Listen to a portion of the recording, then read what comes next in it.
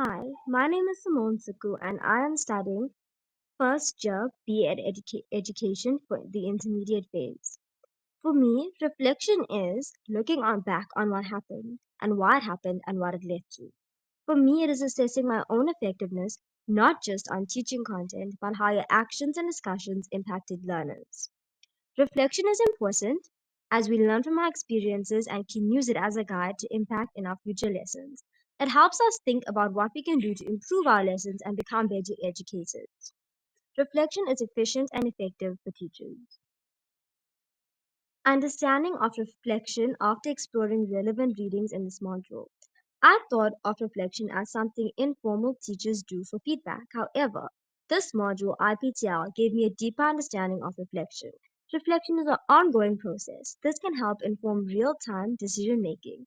After exploring this module, I've realized it's not about feedback, but rather it is about the professional growth in the classroom. In fact, reflection is a key component of ethical responsibility and lifelong learning.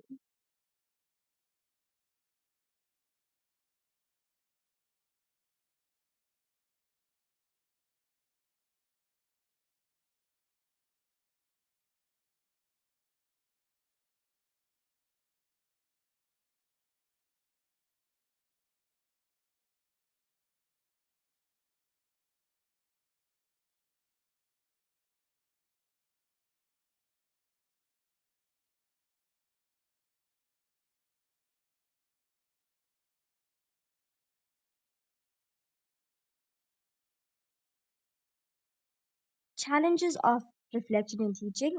It can cause a lack of time. Teachers often have limited time to look back in their lessons and see where they can improve or fix what they did wrong due to their busy teaching schedule. It can Another challenge is limited training. Many teachers may not know how to respond to feedback or may not know effective reflection techniques.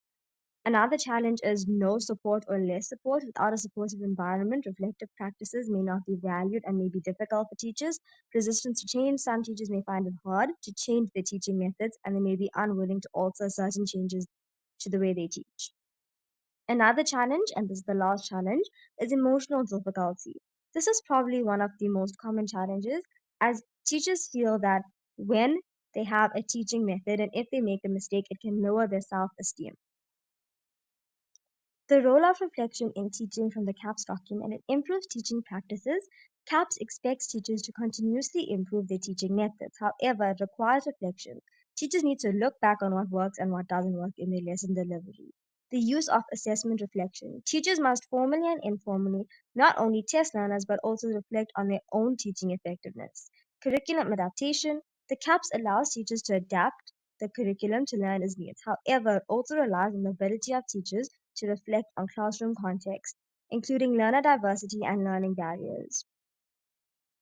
Professional accountability. The CAPS promotes accountability among teachers, and this includes being reasonable for quality and learning in their classroom. Reflection in policy documents. The role of reflection in teaching from the minimum requirements for teacher education qualification. The MRTEQ. The MRTEQ policy framework places emphasis on the role of reflection from a professional competency for teachers. It identifies reflection as a crucial to the development of critically aware and ethical responsibility. According to the MRTQ, teachers should not only possess subject knowledge but also reflect critically on their practice.